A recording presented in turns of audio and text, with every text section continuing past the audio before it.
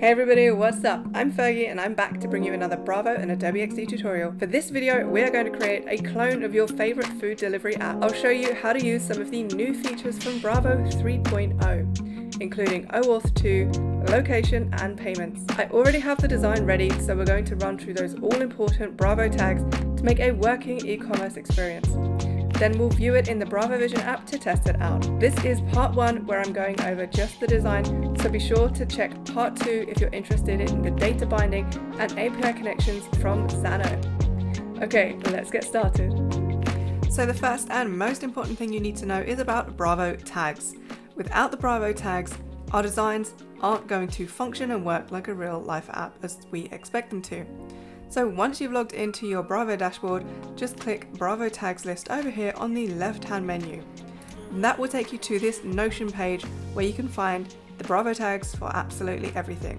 From menus to containers to transitions, forms and many other things, as well as what we're going to cover today: share location, OAuth and payment transactions. One-time payments down here with the Stripe integration. So this is where you can find all of your tags. Now let's jump over into our design in Adobe XD. Now you know where to find the tags, let me show you how to use them. These are all of the screens that I have designed for our food delivery app. First up, we have a login, which we can do using OAuth for the social sign-in, which means signing in with our social media accounts. We will then be having a map view here with the locations of the restaurant as well as the user's location, thanks to the new location feature.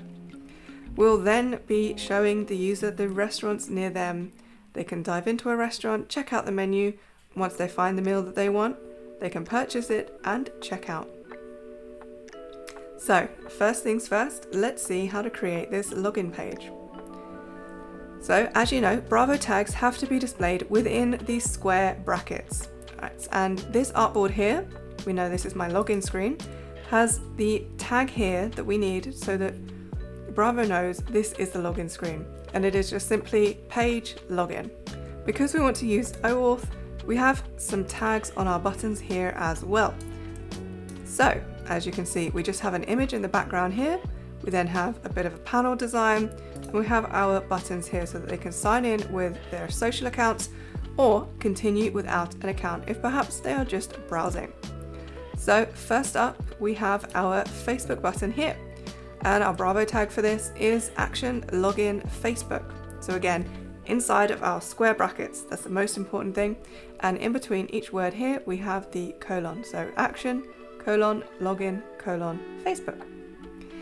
Then for the Apple button, it is very similar, it is action login Apple, but for Google it is slightly different with action login Google OAuth 2, not 0, OAuth 2.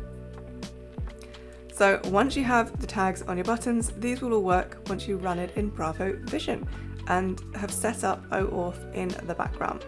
And we'll be covering that in the next video, so be sure to come back and watch that one. Other things that we have on this page is we have a little Lottie animation. So I have our delivery driver here, and they just basically race along on their bike to bring us the food. And the tag to use a Lottie animation is component Lottie, and then you have to put the .json URL for that particular animation. Now, if you don't know where to find those, let me show you. So I'm just here on the Lottie Files website, which is lottiefiles.com, and this is another animation that I use on our order confirmation screen, and you can see it just loops around with some little timer and sparkle type animations. Now the all-important JSON URL we need is this URL right here, the Lottie animation URL.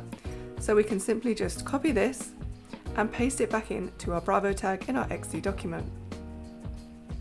So then you would put component Lottie and that URL right there. And then when you preview this with Bravo Vision, you will see this animating. Okay, so that's all for the login screen. Next up, we have the location screen with the map view. We've introduced a top bar here, along with a few options that the user might select, whether it's a delivery, a pickup, or perhaps table service, because maybe this is an app that's being used also in a restaurant. Then there's a search bar, a button to go to your profile, and then also a button to access the filters. This red box here will be exactly where the map is shown, and then we have a button here that toggles over to this screen here on the right, which is the list view.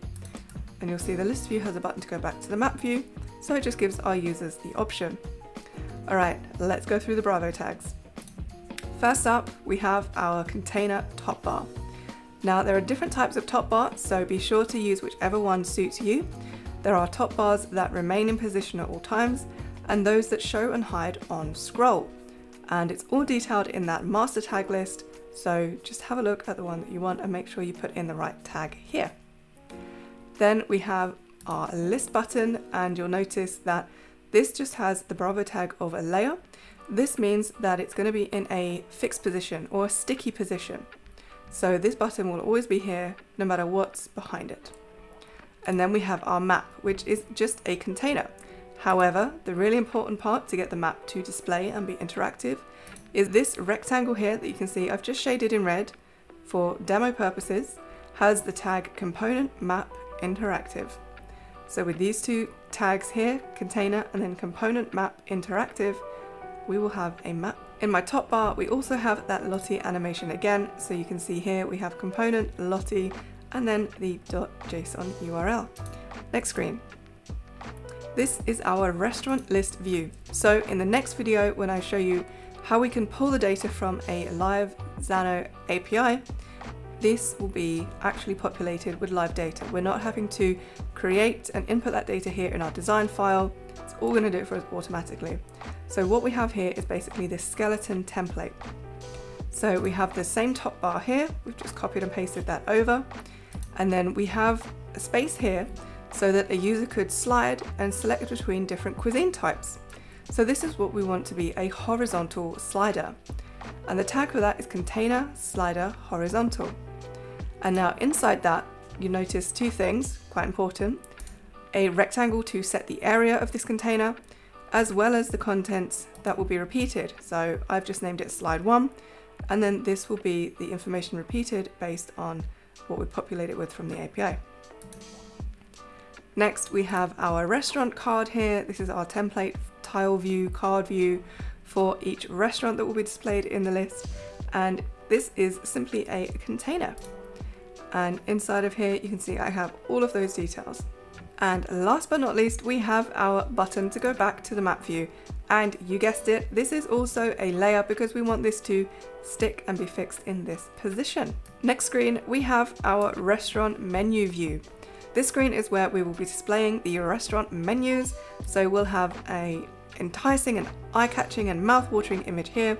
We then have some buttons so that the user can navigate back to the list screen, share this restaurant with their friends or whoever they might be eating with, or search for a particular item. Again, all of these details here, like restaurant name, cuisine type, and ratings, will all be pulled from the API that we'll cover in the next video. We then have the delivery time, and you'll notice I have in this container 3 different texts, and this is because I want to be able to edit the actual delivery time when we start to bind that data. And of course we have our Lottie animation, which is component Lottie and the JSON URL. Last but not least, we have another container here, which will be our menu item card. So I have space to bind an image as well as all the other details. And then once populated again, these will just form a list. Nice and simple. Okay, once you've found that delicious dish that you want to order, this is our order screen where we will be tying the price to the item, as well as asking the user for their details for payment. And this is where we utilize the Payments with Stripe feature. So you'll see on this screen here, we have our top bar, and this is the same tag that we used before. This top bar style is just a little different. We then have what I've called page content. Again, this is just a container that is holding the image, but it's also holding that price. So again, I've separated out the currency from the price so that we can bind that data. And then this important container here is where we have all of our form fields needed for that Stripe payment. The most important layers and tags you need to include on this screen to enable these Stripe payments are these two right here. And yes, these are invisible. So let me just turn up the opacity here. You'll see they're just two tiny little text fields for hidden input, and what tags you need to use here are component, input hidden, and then stripe amount. So this is going to say how much to charge, and then component, input hidden, GBP, which means Great British Pounds, this is pounds sterling, and that is the Stripe currency. So we've got these two tags here. That is how we set the currency and tell Stripe what to charge. I'm going to go ahead and turn off the opacity there. Again, they just need to be on the artboard somewhere. They don't need to be visible. Next up, you need that all-important Pay Now checkout button to initiate the payment, and the tag you need to include on that button is Action Stripe Checkout. And this is a button that will then start that payment process with Stripe. And last but not least, we have our checkout page letting our users know that their order has successfully been placed and paid for and will be with them really soon. So you guessed it, we're starting off here with our container top bar so that the user knows what screen this is. We then have a Lottie animation here in the main container with the page content. Same as before, component, Lottie, and then that JSON URL. And then I have created a description here. So depending on how long the restaurant is estimating the delivery will take, that text will go in here. And because that text may not always be 2 lines long, it might need to overflow. We're using the flexo tag here.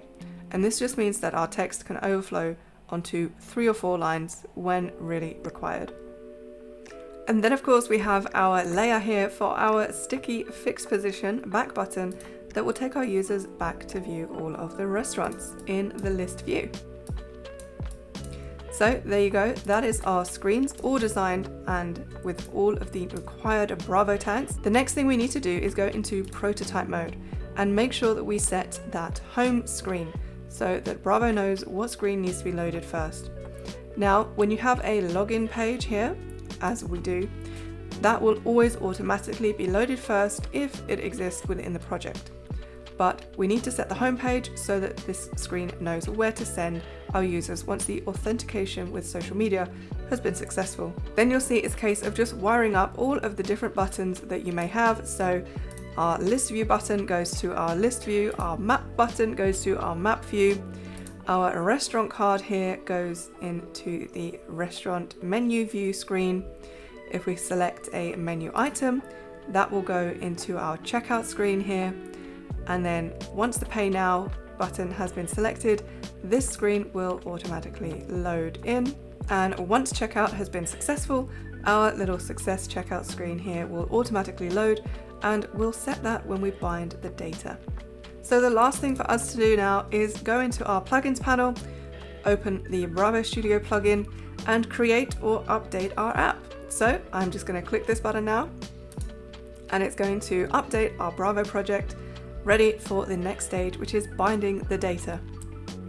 So be sure to come back and tune in for part 2, where I'll be showing you how we're going to link our data from a Zeno database using the new plugin wizard. So now if you go to your Bravo dashboard, you'll see we have our project here, and all of our screens are displayed here within our project. Now for the exciting part. Let's preview and test our app using Bravo Vision to make sure it works as planned.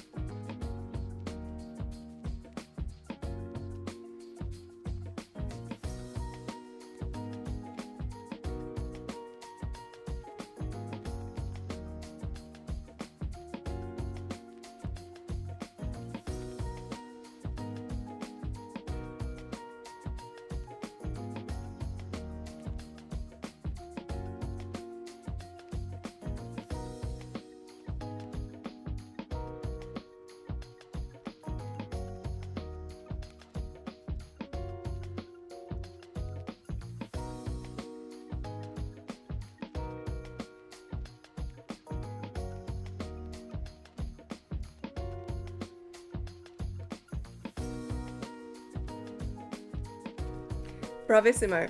Just like that, you've cloned your favorite food delivery app. Be sure to come back for part 2 when I'll show you how to connect to live data using Xano.